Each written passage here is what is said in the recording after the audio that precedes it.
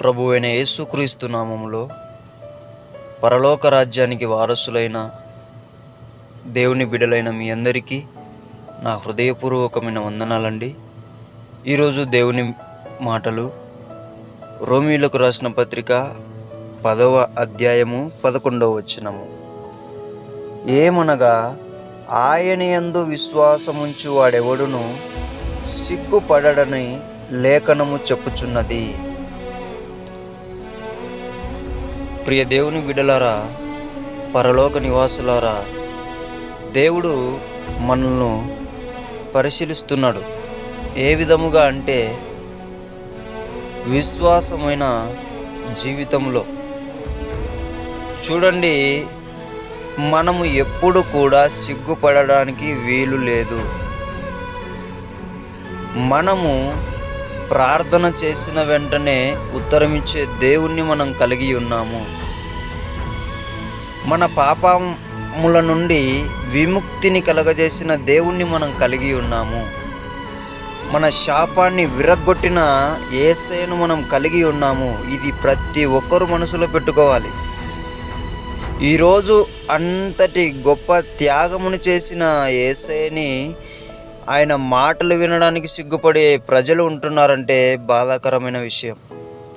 ఆయన గురించి చెప్పడానికి సిగ్గుపడుతున్నారంటే చాలా బాధాకరమైన విషయం. ఆయనను ఒప్పుకోవాలంటే సిగ్గుపడుతున్నారు. కానీ మేము విశ్వాసులమని చెప్పుకుంటూ మందిరానికి వెళ్తూ ఉంటారు. లేఖనం ఏం చెప్తుంది అంటే, ఎవరైతే ఆయన యందు విశ్వాసం ఉంచుతున్నారో వారు ఆయన గురించి చెప్పడానికి సిగ్గుపడరని లేఖనం చెప్తుంది.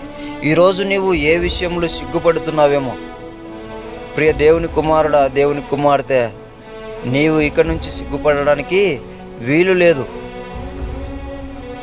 నీవు ఏదన్నా ఈ లోకంలో ఒక మనిషి ఏదైనా సహాయం చేస్తే అతని గురించి 100 మందికి చెప్తావు. అటువంటి ఒక లోకంలో ఒక మనిషి గురించి నువ్వు అంతగా గొప్పగా చెప్తే, ఈ పరలోకాన్ని సృష్టించిన యేసయ్య గురించి, నీ పాపాన్ని క్షమించిన యేసయ్య గురించి, నీ శాపాన్ని విరగొట్టిన యేసయ్య గురించి నువ్వు చెప్పడానికి సిగ్గుపడితే ఏమని అర్థమవుతుంది? నీవు ఎలా దేవుని కుమార్తె అవుతావు, దేవుని కుమారుడు అవుతావు, ఎలా విశ్వాసి అవుతావు? ఒకసారి ఆలోచించాలి. అందుకే దేవుని బిడ్డలైన మీ అందరితో ఒకటే మాట చెప్తున్నానండి, మనం ఎప్పుడు కూడా సిగ్గుపడకూడదు. ముఖ్యంగా యేసయ్య విషయంలో ఎక్కడ కూడా సిగ్గుపడడానికి వీలు లేదు. మనకి ఇది చెయ్యలేదు అని చెప్పుకోవడానికి లేకుండా చేసి చూపించాడు యేసయ్య. అటువంటి ఆయన గురించి మనము ఎక్కడ సిగ్గుపడకోకుండా ధైర్యముగా ఒప్పుకోవాలని దేవుని పేట మనవి చేసుకుంటున్నానండి. దేవుడి మాటలను దీవించునుగాక. అందరం కలిసి ప్రార్థనలు ఏకీభవిద్దాం. మహాగణుడా, మహోన్నతుడైన యేసయ్య, విశ్వాసమునకు కర్తవైన దేవుడా, నా తండ్రి, మేము తెలిసి తెలియక ప్రభువా, ఏదైతే మాలో పెరిగితనము గల ఆత్మ ఉందేమో ప్రభువా, దానివల్ల మేము సిగ్గుపడుతున్నామేమో ప్రభువా, మమ్మల్ని క్షమించండి తండ్రి.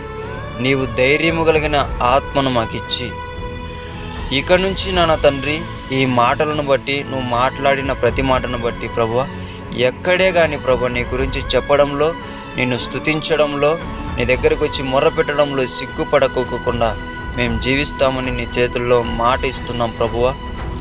గొప్ప కార్యం నీవే జరిగించమని, మా విశ్వాసానికి నీవే మా తండ్రిగా ఉండి నడిపించమని యేసు నామములో ప్రార్థిస్తున్నాం తండ్రి. ఆమేన్.